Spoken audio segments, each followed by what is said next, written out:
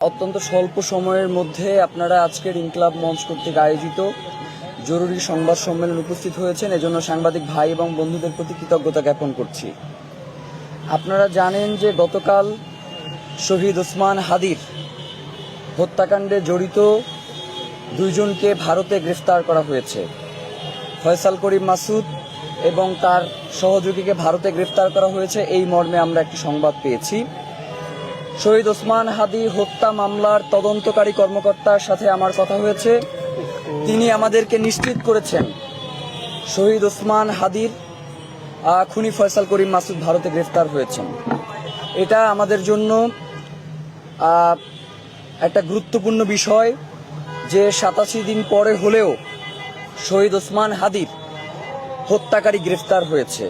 এখন মূল যেই বিষয়টা সেটা হচ্ছে, আমরা আপনাদেরকে বারংবার একটা কথা বলে আসছি যে শুধুমাত্র শহীদ ওসমান হাদির হত্যায় যিনি শুধুমাত্র গুলি করেছেন তিনিই একমাত্র শহীদ ওসমান হাদির হত্যাকারী নয়।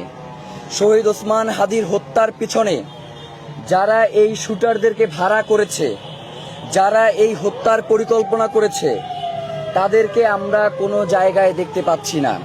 ইতিপূর্বেও শহীদ ওসমান হাদির হত্যার একটি তদন্ত ডিবির মাধ্যমে সম্পাদিত হয়েছে, যেখানে শহীদ ওসমান হাদির হত্যার যে বিচারিক প্রক্রিয়া বা তদন্তের যেই প্রক্রিয়া সেটা শুরু হয়েছে ফয়সাল করিম মাসুদকে দিয়ে। তারা শহীদ ওসমান হাদির হত্যাকাণ্ডকে একটা ধামাচাপা দেওয়ার চেষ্টা করেছে। বর্তমানে এই মামলাটি, এই তদন্তভার সিআইডির অধীনে রয়েছে, তারা তদন্ত করছে। আমি আজকে সিআইডির যিনি তদন্তকারী কর্মকর্তা রয়েছেন তার সাথে কথা বলেছি। আমি তাকে জিজ্ঞেস করেছি যে এই তদন্ত করতে আর কতদিন সময় লাগবে। তিনি বলেছেন যেহেতু এখন শহীদ ওসমান হাদির হত্যাকারী যিনি গুলি করেছেন তাকে গ্রেফতার করা সম্ভব হয়েছে, সুতরাং আমরা চেষ্টা করছি অতি দ্রুত তাকে দেশে ফিরিয়ে এনে যাতে এর পেছনে কারা রয়েছে তাদেরকে অতি দ্রুত বিচারের মুখোমুখি করা যায়। এটার জন্য আমরা তাদেরকে ধন্যবাদ জানাই। কিন্তু পাশাপাশি একটা জিনিস আপনাদেরকে স্পষ্ট করতে চাই যে এই যে খুনিদেরকে গ্রেফতার করা হয়েছে, এই খুনিদের ব্যাপারে যাতে কোনো ধরনের রাজনৈতিক দর কষাকষি না করা হয়। মানে আমি এইটা দিলাম, তুমি এইটা দিবা, এইটার কারণে যেন শহীদ ওসমান হাদির এই যে হত্যাকারীরা দীর্ঘদিন পর্যন্ত যাতে ঝুলে না থাকে, তাদেরকে যাতে অতি দ্রুত দেশে ফিরিয়ে আনার ব্যবস্থা করা হয়। রেড অ্যালার্ট মানে এই যে রেড নোটিশের মাধ্যমে এই প্রক্রিয়াটাকে যাতে কোনোভাবেই দীর্ঘায়িত করা না হয় মাসের পর মাস। আমরা সরকারকে আহ্বান জানাই তিনি যাতে অতি দ্রুত শহীদ ওসমান হাদির হত্যাকারীদেরকে দেশে ফিরিয়ে এনে বিচারের মুখোমুখি করে। এখন প্রশ্ন থেকে যায়, এই সরকারের সময়েই তো আপনার অন্তর্বর্তীকালীন সরকারের সময় তো শহীদ ওসমান হাদিকে গুলি করা হয়েছিল, তাহলে কারা তাকে সেফ এক্সিট দিল? কিভাবে এই খুনি ভারতে পালিয়ে গেল? কারা এর পিছনে রয়েছে? তাদেরকে অতি দ্রুত চিহ্নিত করে বিচারের মুখোমুখি করতে হবে। ইতিপূর্বেও আমরা দেখতে পেয়েছি যে পুলিশের পক্ষ থেকে বলা হয়েছিল মেঘালয় পুলিশ নাকি শহীদ ওসমান হাদির হত্যার সাথে জড়িত দুইজনকে গ্রেফতার করেছে। পরবর্তীতে মেঘালয় পুলিশ সেটাকে প্রত্যাখ্যান করেছে। বর্তমান সময় এসে আমরা দেখতে পাচ্ছি যে গত 2 দিন আগে ডিজিএফআই প্রধান ভারতে সফর করেছে। এরপরে শহীদ ওসমান হাদির হত্যাকারী গ্রেফতার হয়েছে। এই বিষয়টাকে আমরা সন্দেহের চোখে না দেখলেও, যেহেতু ইতিপূর্বে পুলিশের পক্ষ থেকে একটা ভুল বিভ্রান্তি তথ্য ছড়ানো হয়েছে এবং বিভিন্ন ধরনের গল্প গুজব ছড়ানো হয়েছে, যার কারণে এই বিষয়টাকে আমরা গভীরভাবে পর্যবেক্ষণ করছি। শহীদ ওসমান হাদির গত সরকারের আমলেও বিচার বিভাগের যেই সিস্টেম রয়েছে এখনো সেইটা চালু রয়েছে। আমরা শহীদ ওসমান হাদির হত্যাকাণ্ডের বিচারের ব্যাপারে একদম পুরো একটা স্বচ্ছ প্রক্রিয়া দেখতে চাই এবং এই প্রক্রিয়ার মধ্য দিয়ে যেই ট্রায়াল হবে সেই ট্রায়াল যাতে পুরো জাতি এই ট্রায়াল দেখতে পারে, সেই বিচার ব্যবস্থা, সেই প্রক্রিয়া বাস্তবায়ন করবার জন্য আমরা সরকারের কাছে আহ্বান জানাই।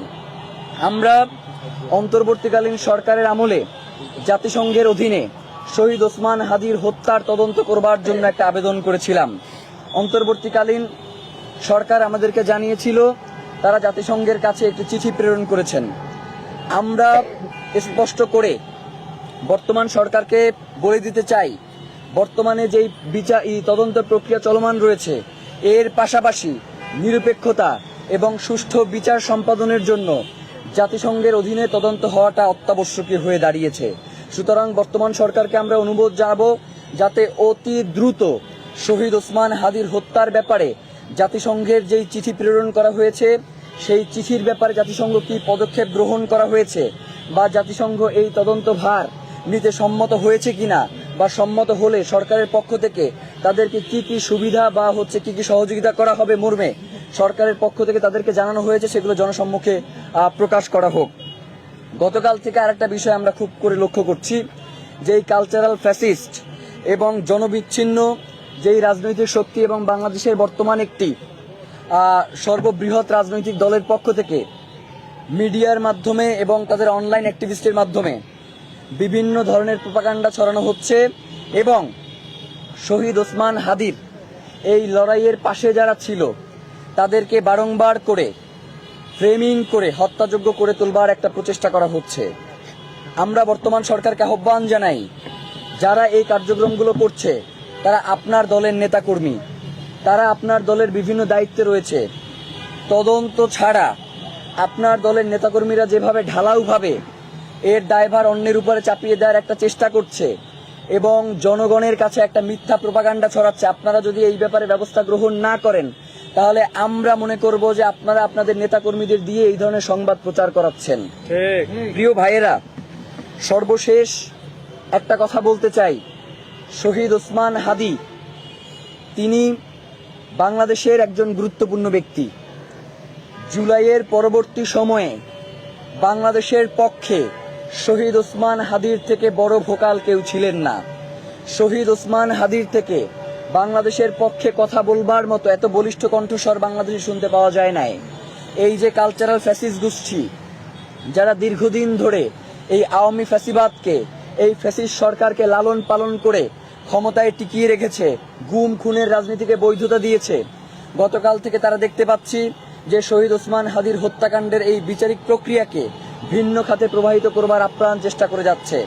আমরা সরকারকে আহ্বান জানাই, শহীদ ওসমান হাদির সুষ্ঠু তদন্তের মধ্য দিয়ে বিচারিক প্রক্রিয়া সম্পন্ন করুন, নয়তো বাংলাদেশে বিচারিক প্রক্রিয়া সম্পন্ন করবার জন্য যেই সুষ্ঠু বিচারিক প্রক্রিয়ার জন্য আপনারা বারংবার বলে আসছেন সেটা অবশ্যই বাধাগ্রস্ত হবে। প্রিয় ভাইয়েরা, শহীদ ওসমান হাদি হত্যার আজকে 87 দিন পেরিয়ে 88 দিন চলছে।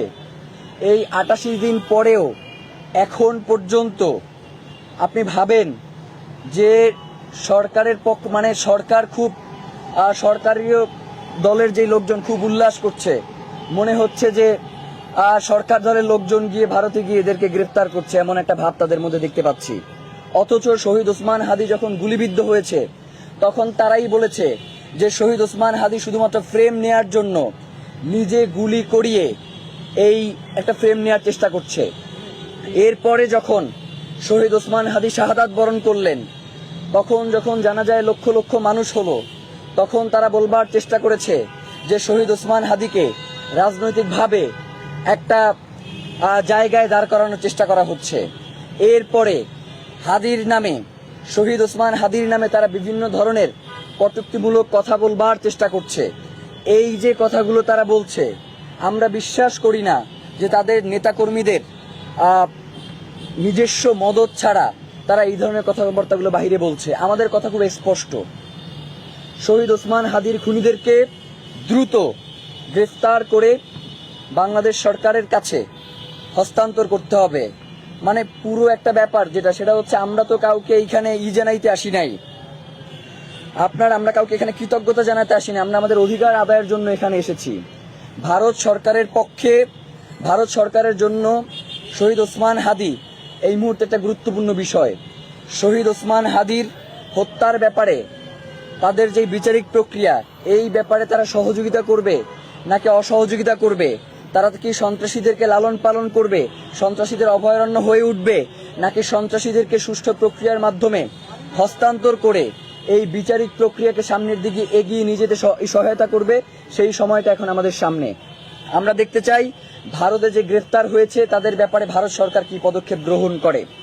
সর্বশেষ একটাই কথা, শহীদ ওসমান হাদিকে যারা খুন করেছে, এই খুনের যারা পরিকল্পনা করেছে, খুনে যারা সহায়তা করেছে এবং এখন পর্যন্ত খুনিদেরকে যারা আশ্রয় প্রশ্রয় দিয়ে লালন পালন করার চেষ্টা করছে, তাদেরকে অতি দ্রুত বিচারের মুখোমুখি করা হোক। এর বাইরে আমাদের আর কোনো দাবি দেওয়া নেই। একটা কথা বলি, সেটা হচ্ছে অনেকেই মনে করেন যে শহীদ ওসমান হাদি বা হচ্ছে জুমা জাবেরকে থামিয়ে দিলে হয়তো ইনকিলাবের যে আজাদির যাত্রা সেইটা সম্ভবত থেমে যাবে।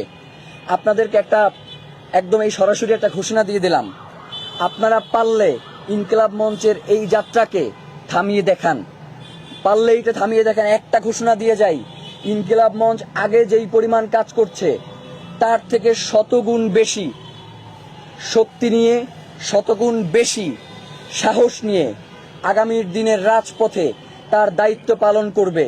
এতে ইনকিলাব মঞ্চের ভাই বোনদেরকে যদি শাহাদাত বরণ করতে হয়, তাদেরকে যদি অন্যায়ভাবে জেল জুলুমের শিকারও হতে হয়, তারা এইগুলোকে কোনোভাবেই পরোয়া করে না। আপনারা চেষ্টা করে দেখতে পারেন, ইনশাআল্লাহ কোনোভাবেই সফল হবে না। বাংলাদেশে যে ইনসাফের লড়াই শুরু হয়েছে, বাংলাদেশে যে আজাদির লড়াই শুরু হয়েছে, বাংলাদেশের স্বাধীনতা সার্বভৌমত্ব রক্ষার যেই আন্দোলন শুরু হয়েছে, সীমান্ত সুরক্ষার ব্যাপারে বাংলাদেশের জনগণ যেভাবে সমস্বরে আওয়াজ উঠাচ্ছে, সেইগুলোকে কোনোভাবেই আধিপত্যবাদ দিয়ে রুখে দাঁড়ানো যাবে না।